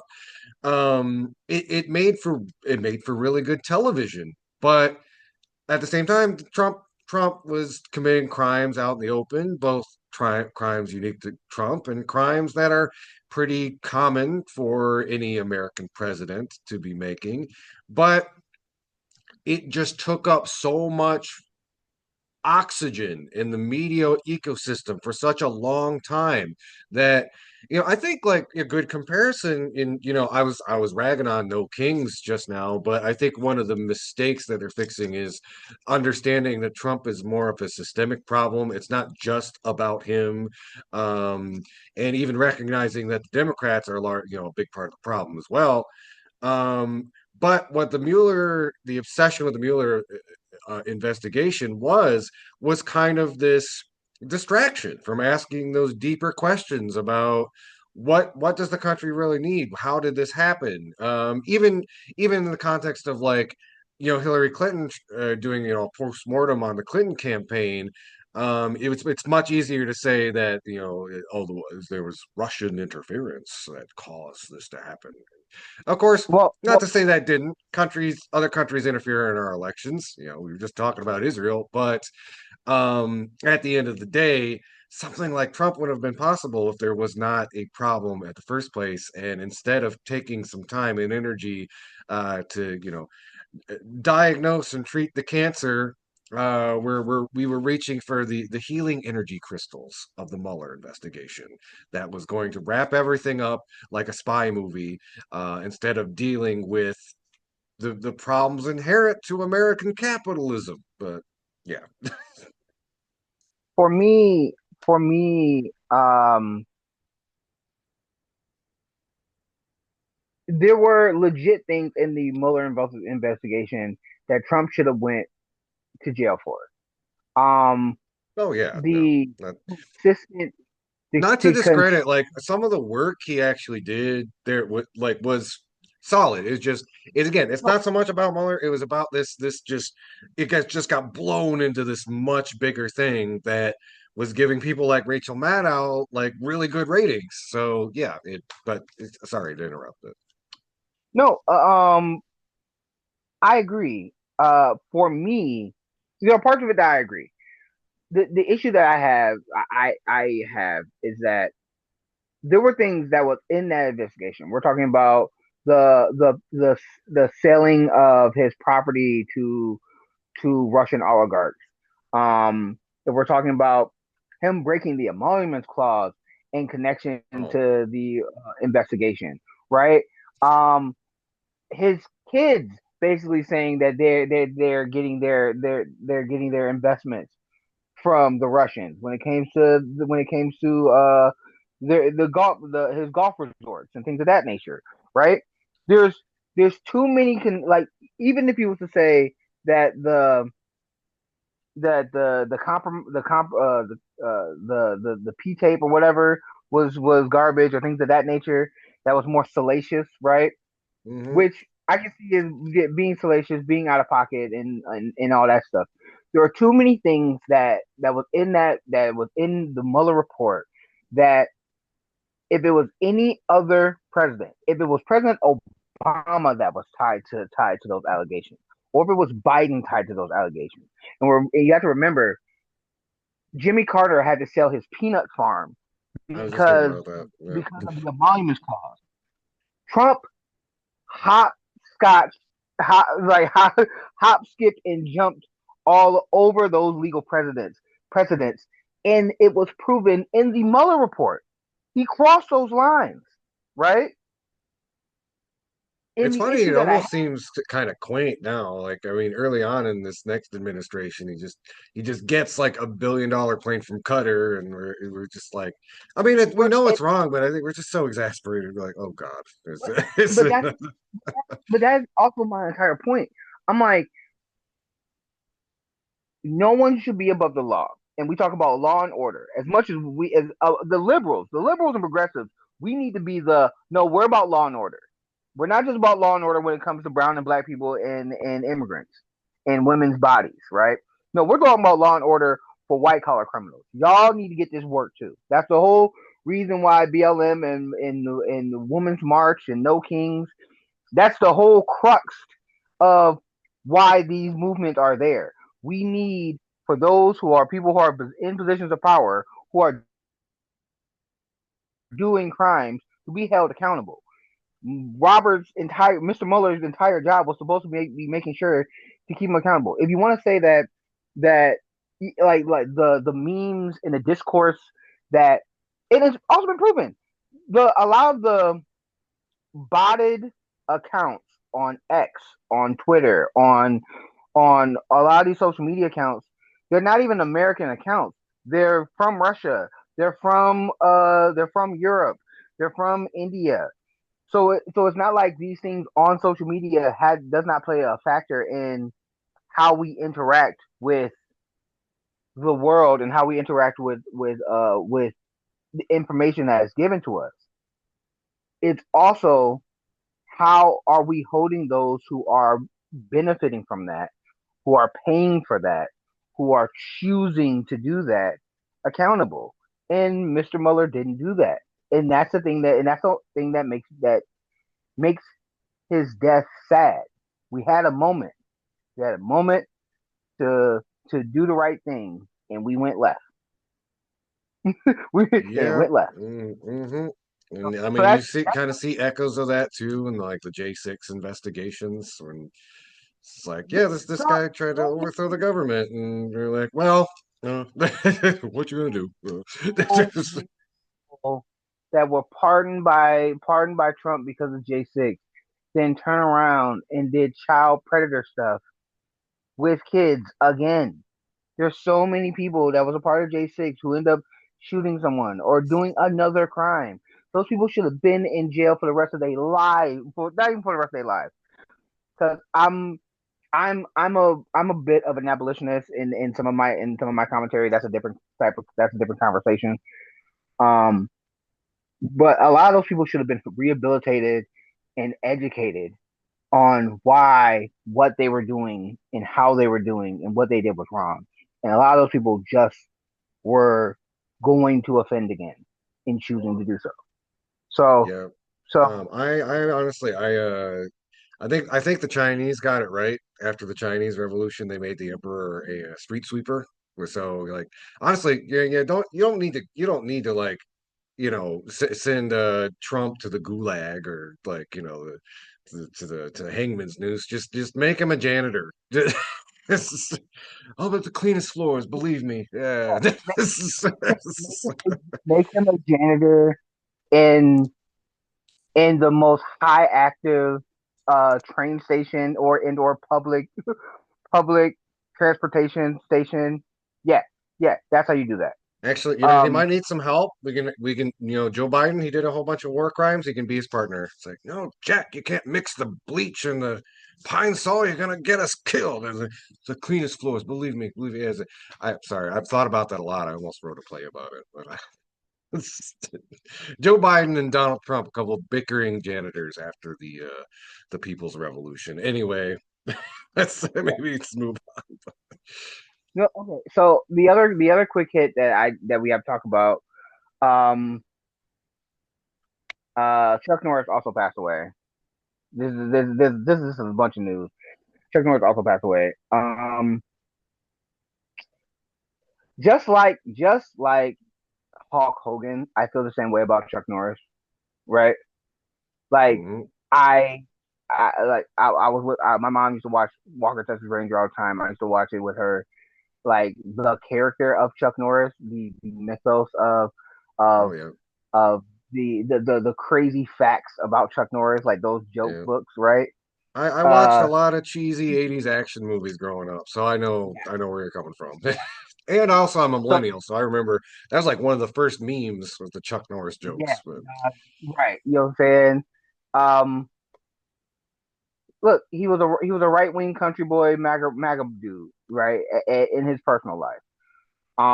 But when it comes to the things that he did as a martial artist, he held multiple black belts, created his own style of martial arts. He held the heavyweight. He held the I think it was either welterweight or heavyweight champion in karate and in combat karate for like 6 years. He was one of the first American Westerners to get the eighth degree black belt in Taekwondo and in a number of things. Like he was a pioneer in a number of ways. As a political person, he was a MAGA Trump supporter, and that's why I'm just like, right, actually, if you would indulge me, I wrote a short story about this. Do you want to hear it? sure. Okay, because I wrote this the day he died. Chuck Norris stands at the gates of hell. The devil comes out of his side office wearing a cloth robe holding a cup of coffee. I don't belong here, says Chuck, staring down the devil. The devil's eyes narrow, and he takes a long, furtive sip of his coffee. You spent the last years of your life being a cheerleader for fascism. You absolutely belong here. We'll see about that. Chuck rears back in a martial arts stance and readies a roundhouse kick that could send a fallen angel's head flying through the ethereal dimensions. Oh, no, no, no, no, no. I've heard that joke before. We've got something special planned for you. The devil snaps his fingers, and Chuck Norris finds himself dressed as a generic ninja. What the?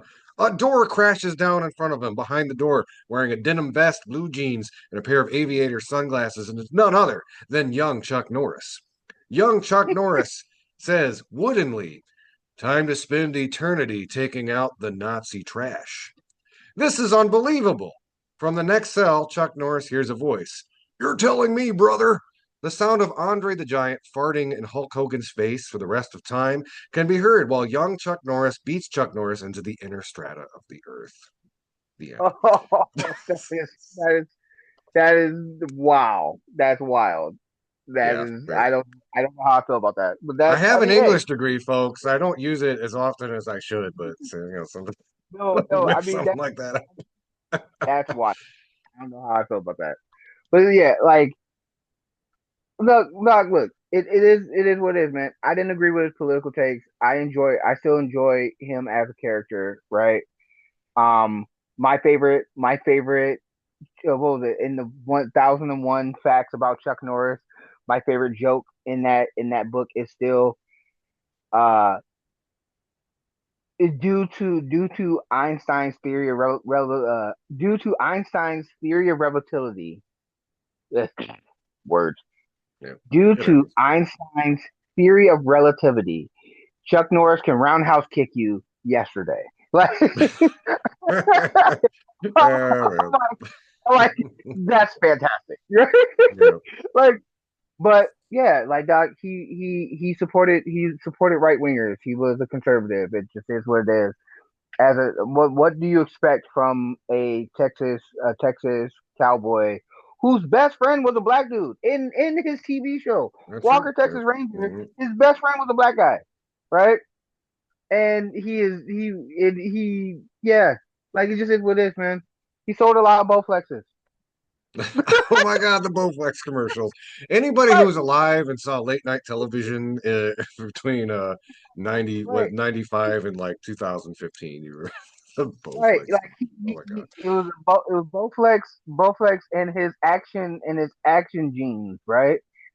I wish that his politics was better. I wish that there was more people that was around him that could have indoctrinated him into uh more progressive and liberal ideology as he got older, or just being around him. But yeah, like I enjoy the character. I miss the character. I'm gonna still go back and watch those old movies, right? Uh, but yeah, like it was sad. It was sad. I was sad for a little bit, but it just is what it is. Mhm. But So oh no, while we're talking about entertainment, I was wondering if you might want to make a little detour and talk a bit about the Oscars, which was last week, oh week before, man, something like that. Doug, That was it. this entire thing. So the entire thing with sinners. So first, before we even get there, you knew the fix was kind of in on them being snubbed. I knew that they were going to get snubbed last year when Variety and Rolling Stone I remember didn't we put talked about Sinners. this. Yeah, Yeah, they didn't put Sinners in the top 20 best it movies. didn't make enough money. They they they they tried to downplay this movie, and this movie got 16 Oscar nominations. And this is even before this is during and again, this is why people like Ben Stiller. I still give Ben Stiller all the praise in the world when Variety and other magazines were trying to downplay the greatness of Sinners, and they were like, if this was any other white artist that did these things, y'all would be shouting to the rooftops that this is one of the best things, that this is unprecedented, and it was. And there's been multiple people that's done their breakdowns of Sinners. Um, FD Signifier, who's on YouTube, who's a video essayist, did a whole thing. Please watch his commentary is about black art and the death of black art, Sinners, and the death of black art, and there's so many other people, intellectual and others, that's done amazing breakdowns. We literally saw the vampires in real life when you saw the BAFTA awards. This is even before we get to the Oscars, when you had the dude that had Tourette's Oh say yeah, the N the word. story. Oof. He said the N word to Delroy and Michael when they're presenting his movie, right? And the whole concept of the vampires in that movie was what we witnessed in that moment, because the BAFTAs, if you remember, they had a 2 hour delay. When people was giving speeches about Palestine, they cut all that stuff out. But That's true. Mhm. when this dude is calling black people or saying the N word to black people, and he did it 3 different times. And by the way, the centers people literally asked the broadcasters to cut that part. They Yeah. asked them to do it. Yeah. So so it goes back to the point in Delroy in Sinners, when Delroy said, "See, people like the blues, they just don't like the people who make it." So Mhm. y'all want the people who created the art at your award show.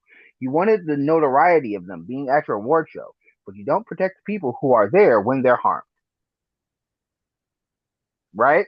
Hmm. Kind of, kind of like what the vampires were doing in the movie. But anyway, uh, so before that, in the Critics' Choice Awards, the people still snub the movies still getting snubbed, and then Sinners does the thing that has not been done before. They got 16 nominations. They got more nominations than Titanic, La La Land, and I forgot the other movie. There's only been three movies that's had 14 nominations. Uh, that and Sinners had 16, and they only won four. And the movie that won Best Picture Oh wasn't God. Sinners, but it was one battle after another, which is a whole other conversation. Okay, I want to have at least some of that conversation because, like, okay, all right. Okay, So I look, so I wasn't paying a ton of attention to entertainment news last week. It was a crazy week. I got in a car accident. Rest in peace for my Toyota Tundra. Um, oh no, yeah, but glad you're okay. so I was under the impression because this came up because we were talking about it in our the group chat that we do for the show, and it's like I thought Sinners won Best Picture, and I was wrong. It's one battle after another, and I did not talk Okay, about this movie at the time because I didn't finish it, and I was like I really shouldn't like do a piece or whatever on something I haven't sit down and watch, but the idea that it won over Sinners, there's just okay. Let me try to unpack this as succinctly as I can. So, Sinners is a very smart reflection on a lot of different things. Cultural memory, cultural co-optation, kind of the relationship between different oppressed peoples. It is saying a lot of things in a really beautiful cinematic way, and it doesn't like bonk you over the head with it. One uh, battle after another is before you go, wait, before you go. all right. Sinners also has Sinners also has problematic politics as well, but the problematic politics are layered into the conversation that they're asking you to acknowledge and see. When we're talking about the two soldiers, Smoke and Stack, coming back from World War I, right? And they can't find regular jobs because they're Black Americans. So they, just like many people who were soldiers that came back looking for work, went and worked for the mob. They stole from the mob so that they could find some type, so that they could start their own business down back down back in the South where they're from, right? You have that political piece, right? The divide between the white people in the Mississippi Delta and the black people in the Mississippi Delta. You have Reddick, the main vampire who's an Irish immigrant who saw years before when the English came and indoctrinated his people with the same Christian ideology and colonization that happened to his people, that he now plays a factor in America doing the same thing. Very much so, like immigrants that came from other countries who were not necessarily looked at as white, going into policing, being marginalized people, policing other marginalized people and causing harm, right? To Mhm. help assimilate them into America's ideology. That's even before we get to the Klans member selling the slaughterhouse to the brothers, saying that there's no more Klans people there when they were planning to come back and kill all of them the next day, right? The system being set up for these people to fail, and what the people in the movie Smoke and Stack and other people are looking for. They're trying to find liberation and freedom through the right actions, paying people off, playing that game, right? And it's being set up for them to fail on a number of different levels. And the movie is asking you to deal with that or to look at that in a creative lens, right? One battle after another. Okay. So, so So when the first, when you go ahead, let go me ahead. Yeah. let me think for a second. as a movie, as a deconstruction movie, as a family drama movie that's basically saying, hey, I know everybody likes the movie Taken, and we all like William Neeson's character, right? Because he's an ex CIA dude. He knows what to do and he knows how to handle business. Hey, why don't we do that concept as a family drama? But William Neeson's character is Mr. Magoo. Yeah. and, and he bumbles his way through trying to save his daughter. You know what?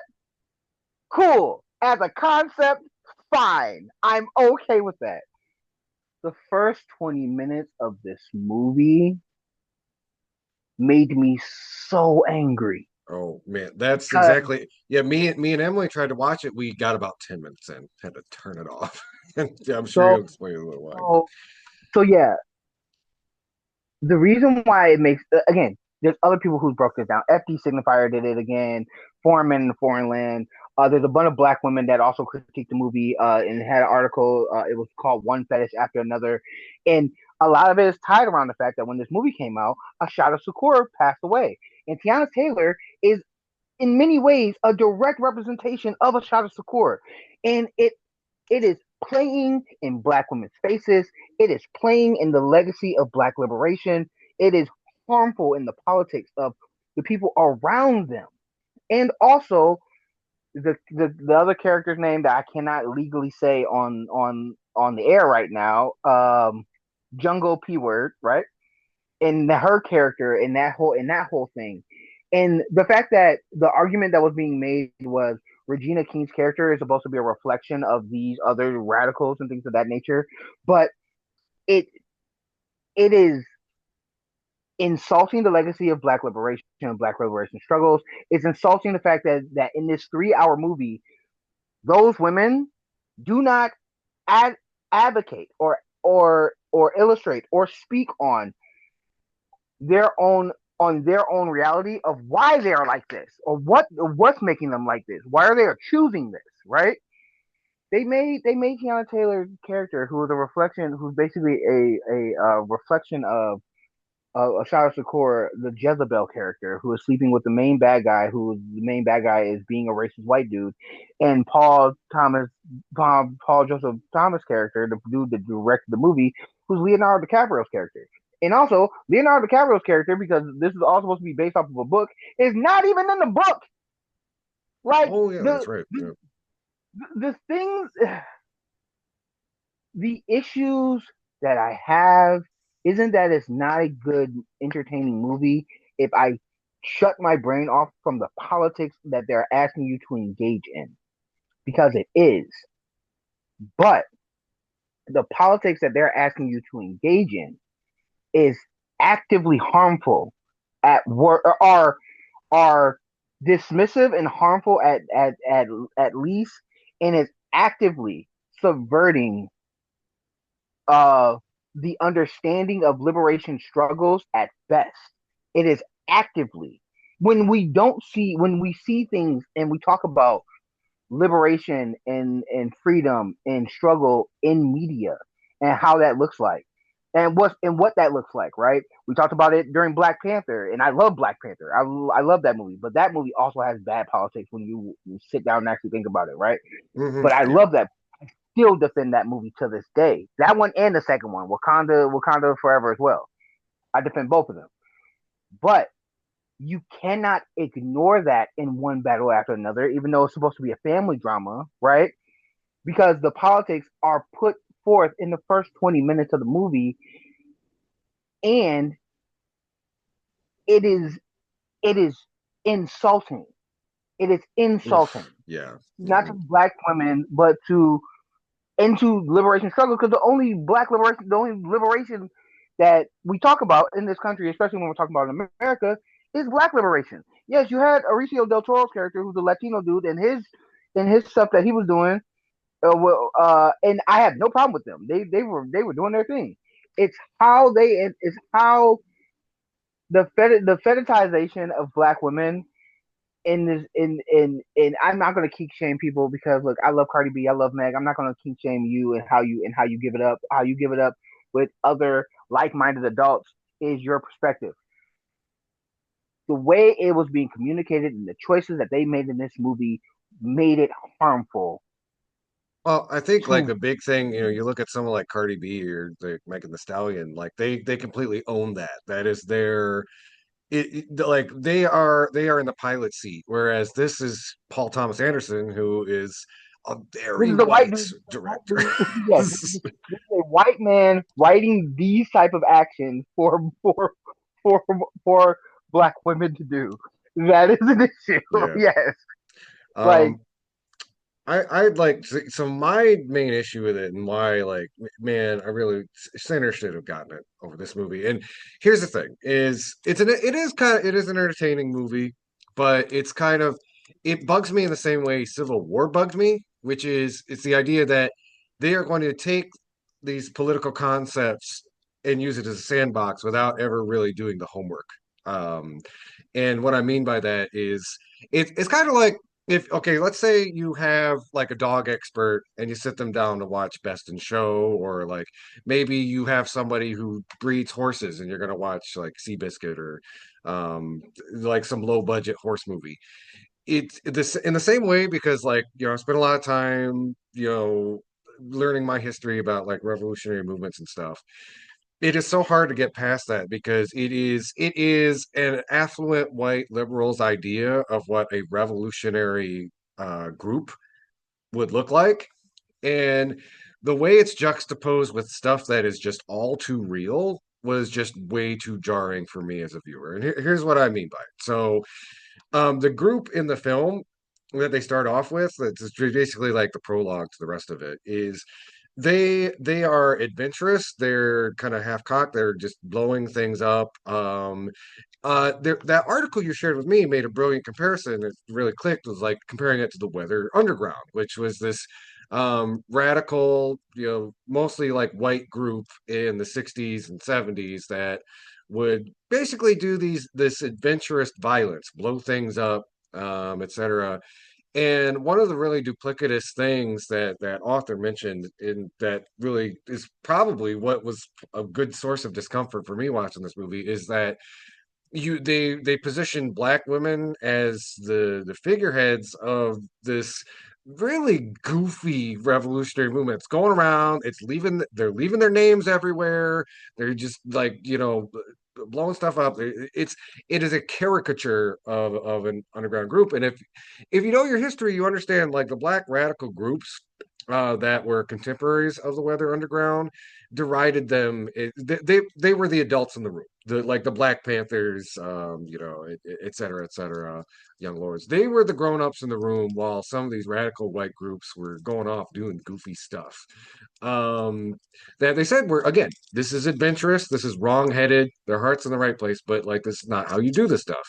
And there's something, yeah, again, very insidious about you know put like you're transposing so a black activist in that role. There's also just the idea that like the very first scene they're liberating a concentration camp, and the juxtaposition of the weird Skinamax dialogue and like these camps being liberated. This is very real. There's concentration camps in the United States right now where human rights atrocities are occurring.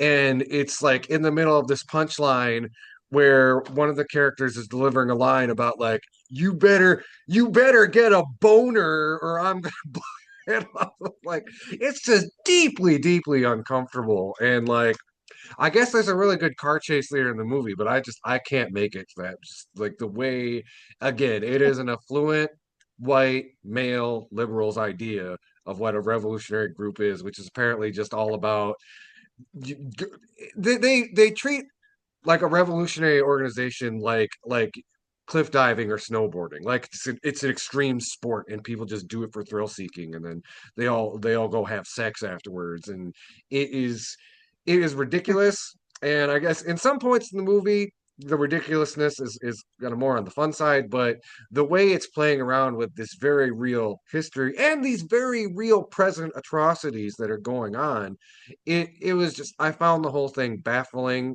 Although why a bunch of other white liberal people at the academy would like it, who the depth of their politics is orange man bad.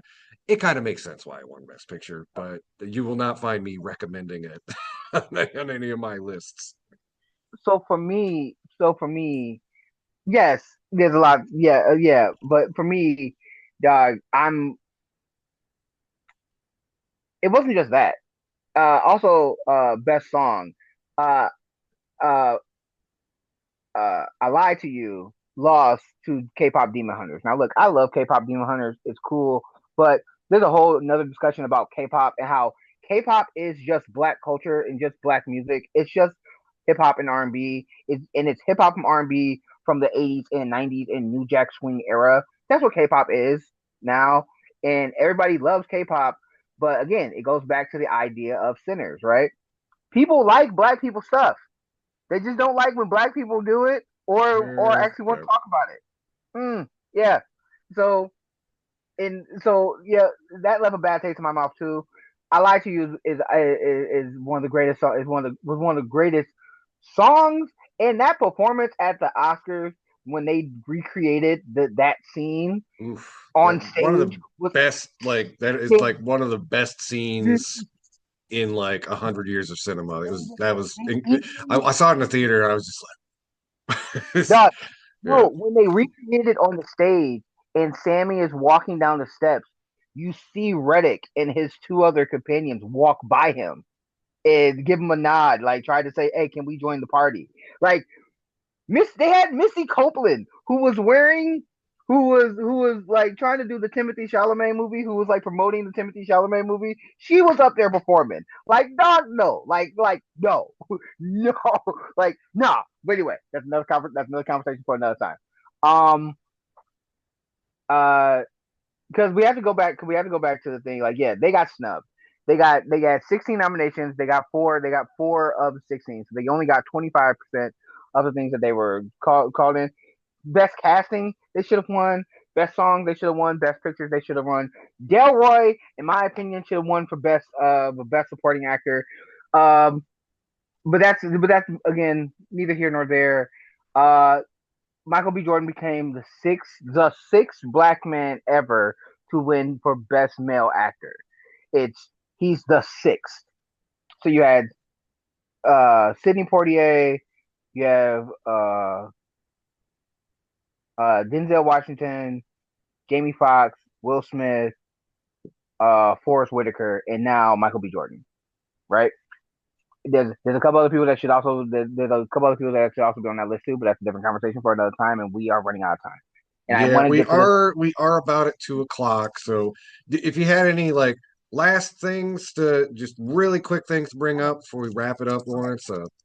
Talk about because we were teasing this earlier in the thing, and I'm only going to take a minute, 2 minutes to talk about it. The Afroman trial also happened while we were gone, and we have to talk about it. Afroman, for those who do not remember, he came out with a song in the in like I think 98, 99, or 2000. He came out with a Uh, song, yeah, because I got high. It right. was Grammy nominated, right? It was so good, it was Grammy nominated, right? In 2022, the Ohio Sheriff's Department raided his house. They raided his house uh, because a confidential informant said that he had drugs and kidnapping victims there. Over 15 agents raided his house. They broke his gate. They blew his door off his hinges. They raided his house. Um, they stole money from him. Went through all his stuff, and they cut his security camera. So if you're doing something legal, why are you cutting the security camera that's Mm, watching his house and watching the interior of his house? If you're not doing anything illegal, right? yeah. Mm. So Afroman tries to go. He's like, "Hey, can I get my money back? Y'all stole $4,000 from me. When he got his money back, it was only 3,600. So they still had What? Yeah. $400 of his, right? And they joked and laughed in his face, saying, "We're not going to help you repair your gate or your door because that's not our business, and your money is gone. I don't know why there's a discrepancy with the money, but the money's gone, right?" So what did Afroman do? He's an artist.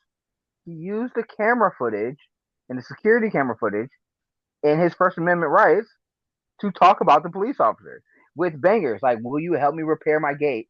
and "Lemon Pound Cake," which are now has over 1 million views on YouTube and on Twitch and on TikTok.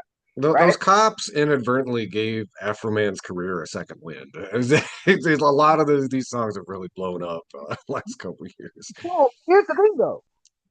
So this is the perfect representation of the Streisand effect because what did the cops do?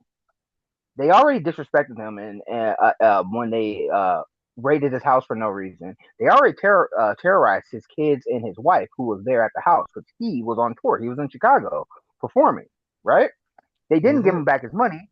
So what did he do? He made songs about them so that he could make some money back, so that he could fix the over $20,000 worth of damage that they did to his property. What did they do? They tried to sue him for defamation. They Yeah. sued him for defamation. So the videos that they did with his lawyers of why they are suing for defamation, he made videos of those and made more diss tracks. Uh, the the battle hymn of Afroman is on and popping. Lick 'em Low Lisa is popping right now. Randy Moss is a son of a bee, right? These songs are Yeah. popping off Hmm. YouTube right now, and they had a 2 day trial where those officers had to sit there in court and watch these videos be played of them, watch these diss tracks be played in front of them, and for them to explain how this has caused irreparable harm to them. To make a long story short, Afroman won his case because they could not prove that what he did damaged their reputation so bad. They already had a bad representation because the county that he was in, started sending lemon pound cakes Uh, to the oh police officers. man. And that's how I knew. That's how I knew that it was going to be a good day in America. Yeah. Because if those police officers were doing their job and they were respected in their town, then the town wouldn't feel like they need to get their lick back by also joining in on the fun. Hmm. Shout out to Afroman and everything that he's doing. Yeah. All right. I think with that, we do need to wrap up. I'm kind of getting into the music show here. So, um, Lawrence, thanks again for coming on. It's great to finally talk to you after our that kind of 3 week unplanned break that we had. we Um, had to we had to go on hiatus. Yeah, it was jury duty, and then I had a trip, and then I got sick as all get out. But yeah, we're back. We're here for the duration, and see how many twists and turns these stories continue to make. Thanks again, Lawrence. We're going to close out the show again. You can find us on online. That's YouTube, Facebook, and Media Cyphers Kalamazoo podcast. You can find on most podcasting apps. Thank y'all for listening. Until next time, keep on fighting for that revolution solution.